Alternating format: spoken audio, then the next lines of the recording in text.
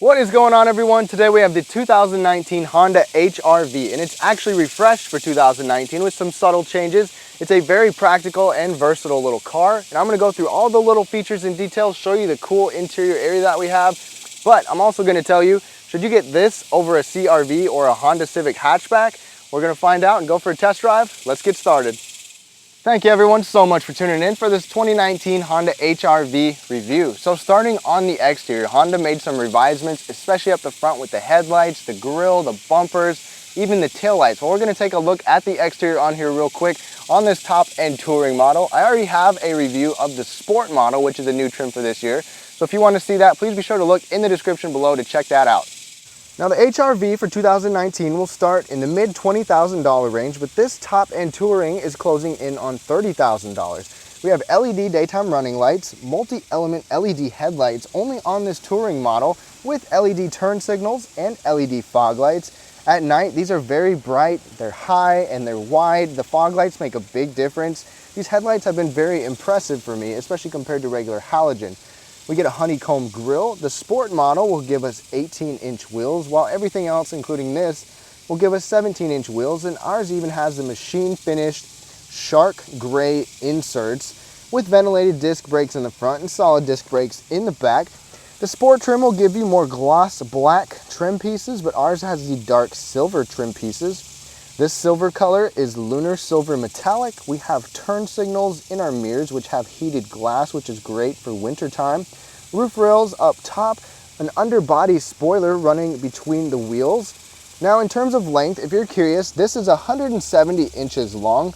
The CR-V, which is bigger, is 181 inches long. And then the Honda Civic hatchback is even bigger than the HR-V at 178. So that's one plus, is that this is very small and compact to fit into tight spaces. Ground clearance with this all-wheel drive model is 6.7 inches. Another nice thing about this is on the sport trim and up, you get active noise cancellation, and we'll talk about that in the test drive. LED brake lights in the back, and then a nice exhaust tip on this touring model, but you get a chrome exhaust tip on the sport model. Now for the first time, the Honda HR-V gives you Honda sensing on the EX trim level and higher, and of course we have some other safety features on our touring model. So we get forward collision warning with collision mitigation, which is automatic emergency braking, road departure mitigation with lane keep assist and lane departure alert, adaptive cruise control, Honda lane watch with no blind spot monitoring. Honda lane watch is definitely not my favorite. It puts a picture on the screen for the right side of the mirror when you're turning right or you have your signal on. So it doesn't show you anything on the left side. I just prefer a regular blind spot system. And then we also have automatic high beams. Now once you get to the cargo area for the HR-V, you've got some pretty good space behind the second row. Don't get used to me doing this, by the way. And in here you also have a spare tire. Under here you've got a pretty nice large floor. There's a cargo light in here as well. And let me show you one of my favorite things. So you can do this from back where you guys are back there, but just for easy sake and so you can see me, it's really easy to get these headrests out of the way, and it's really easy to push them back up. There's not much involved, so you can do it from back there. And then when we fold these seats down, that passenger seat is way back. Mine is where I would normally sit, and they don't get in the way when you fold it down. You've got a super nice flat large load floor right here to give you a lot of space. The other cool thing with this cargo space is once we get these seats back up, you can see this is with it way back, and I can still get it up without fudging around with it too much. Once you fold this up, push this down, this will stay up. These are what they call magic seats. And if you've got some really big stuff that you want to fit back here, whoops, lock it in place. You got some big stuff you want to fit back here. You can even fit a bicycle here. You can fit some really tall cargo space. You can fit people back here if they don't want to sit in their seats. Whatever you want. This is still a really nice option, and I'm honestly surprised more people don't do something like this. Then when you want to put them down, you lift this up and you let it down, it'll pop into place. And you can do that from either side. Now, if I go to sit right here, I climb in with this seat back quite a ways. I still have enough knee space. It's not too bad. I still have good foot space. One complaint though is that there's no center folding armrest. I don't really get it. Maybe it's because of the whole magic seat operation, but there's a bottle holder down here and a 12-volt power outlet. No AC vents. There are rear seat heater ducts back here, but there's no direct vents blowing in your face. And then if I sit right here behind myself, I've got quite a bit more knee space. At 5'9", you really can't complain about this at all. And then you can't really see it right here, but when I sit up tall, my head still does not touch the ceiling. So this back seat is really quite spacious, and I'm honestly very impressed. I just wish there was a center folding armrest with maybe a couple cup holders. And then the door panels are nice and soft, but there's not much for storage in there as well. Just maybe small little bottles that can fit in there, but no big bottles. The last cool thing about this little cargo area is you can fold this front seat way back, especially if you take the headrest off, and you can fit some really long items in here, which is really clever and really nice. Now for the key fob, the EX trim level and up will give us this smart key system. It's your typical Honda key fob. It's got a decent feel to it, and it's slim enough, small enough to fit in your pocket, okay? There's no remote start on here like there is with some other Hondas, but it does have one feature that is pretty cool. So to lock it, there's a little button on here. You can do that. To unlock it, it's got a sensor behind the door to open it, and it's got an automatic locking function when you walk away. If you want, you can turn it off or on. So I'll shut the door and walk away. And it just locked, and you saw the mirror flash, which I think is pretty cool. Now hopping into the front seats of the HR-V, it's actually a little more spacious in here than one might think from looking at the outside. Now I already showed you the cloth seats on the sport trim earlier, but every model except this Touring gets manual adjustable seats, and they have a new fabric to them this year compared to last year. The cloth seats are actually fairly soft. They're not as stiff as some seats, most of the modern cloth seats, but now on this Touring model we have 8-way adjustable seats.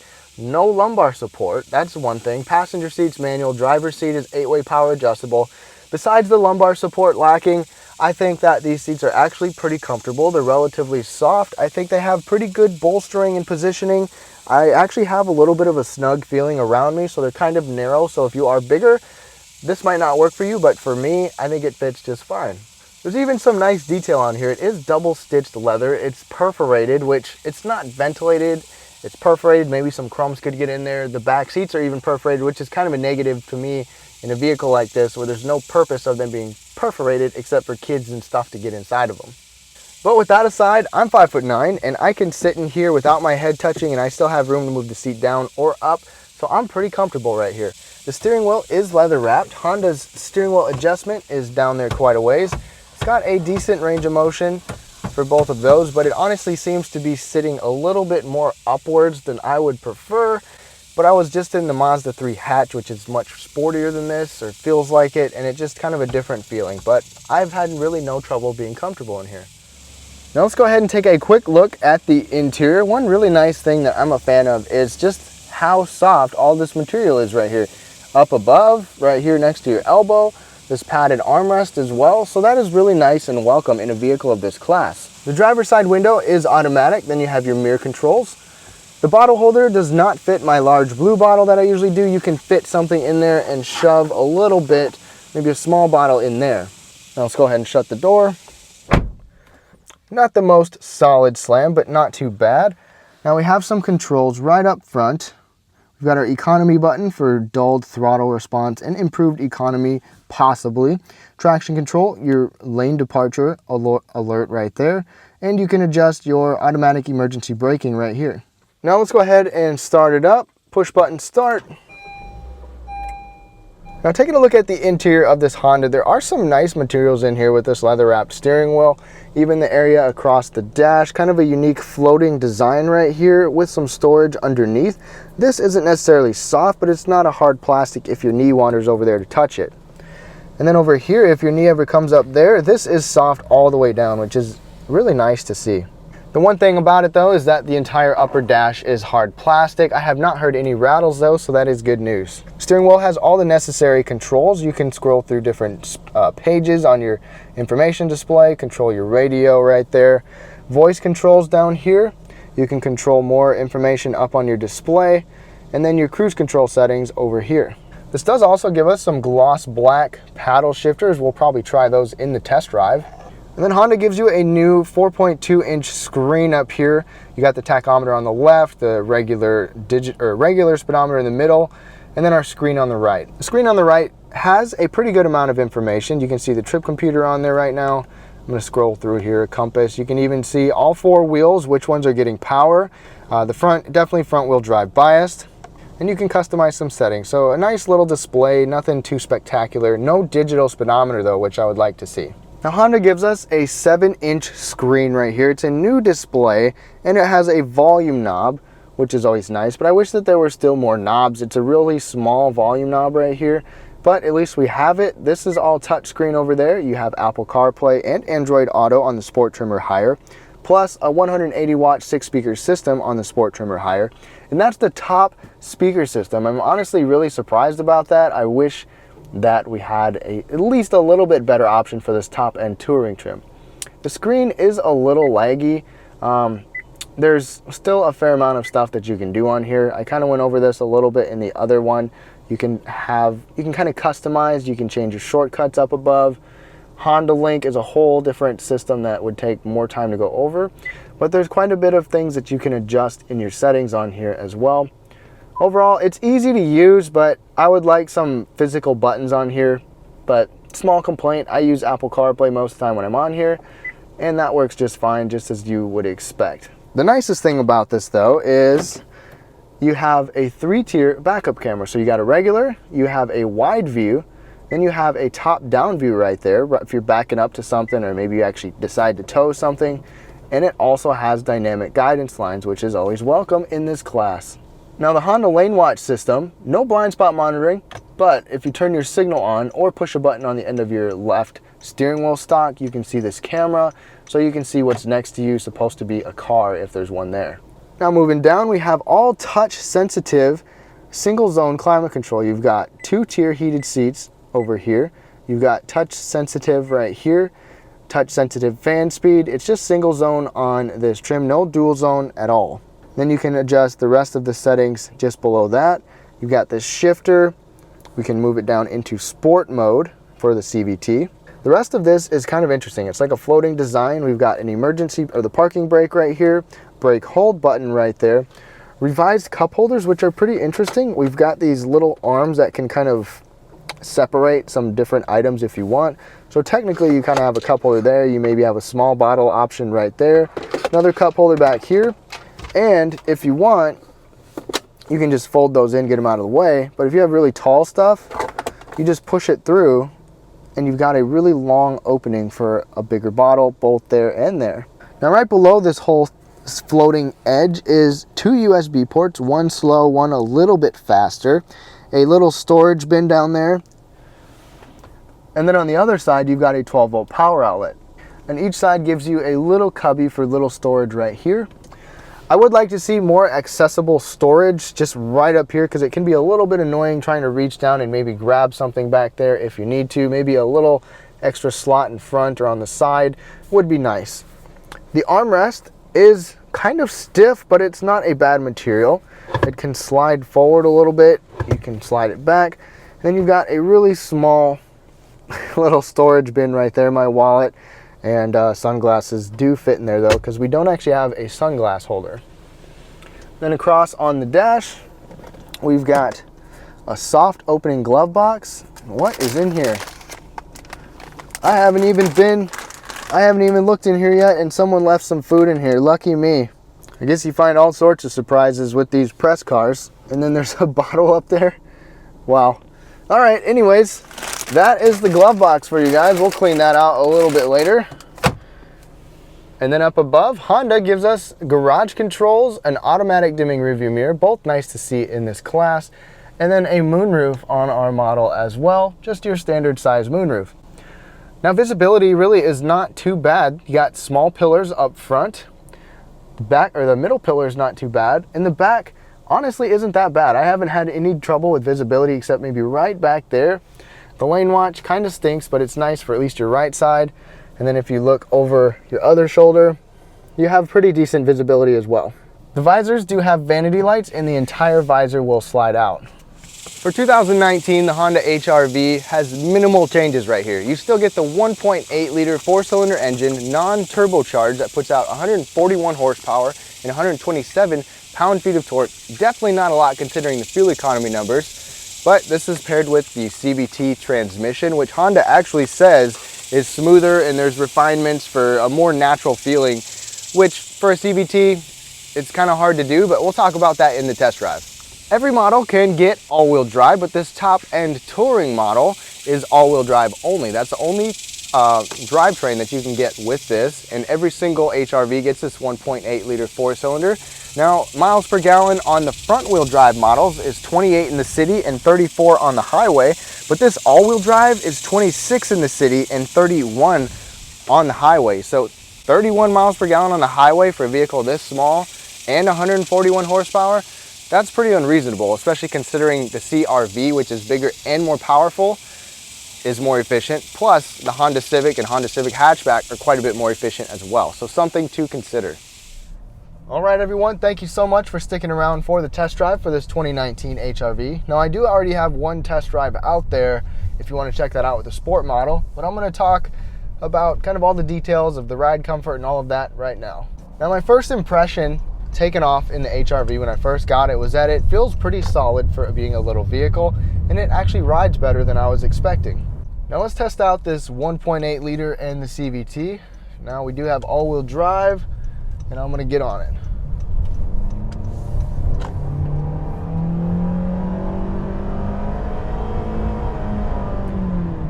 And then the CVT does try to give you some stepped gears at times. When you mash on it, it's just not able to.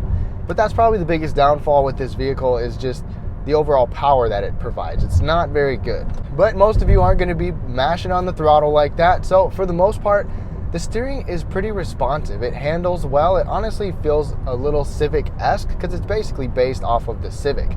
The other thing about it is ride comfort is pretty nice, especially for such a short wheelbase that you get in here. That's one thing that I was impressed about. When you hit some big bumps, you definitely feel it. You can kind of feel the wheelbase not be quite long enough to smooth it out. We don't have an independent rear suspension, but you don't necessarily need one in a vehicle like this.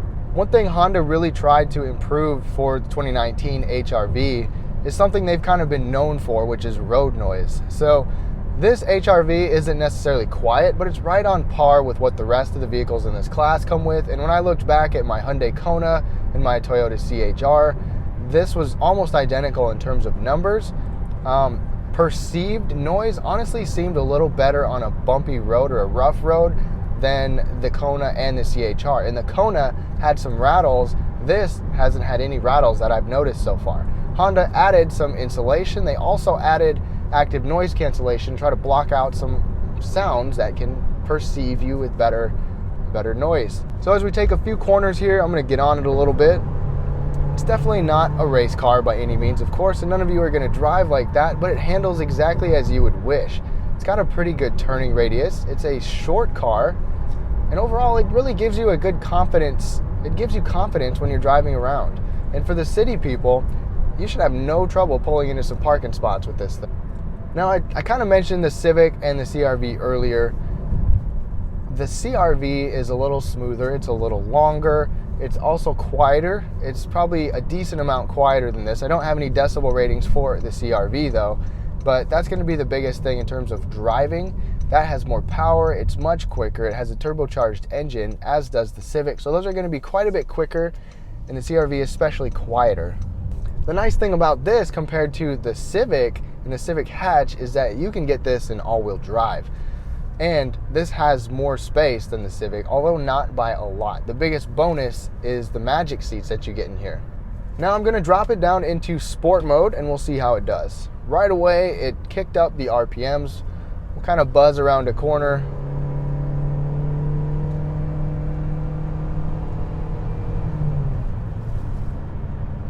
And it honestly handles pretty well.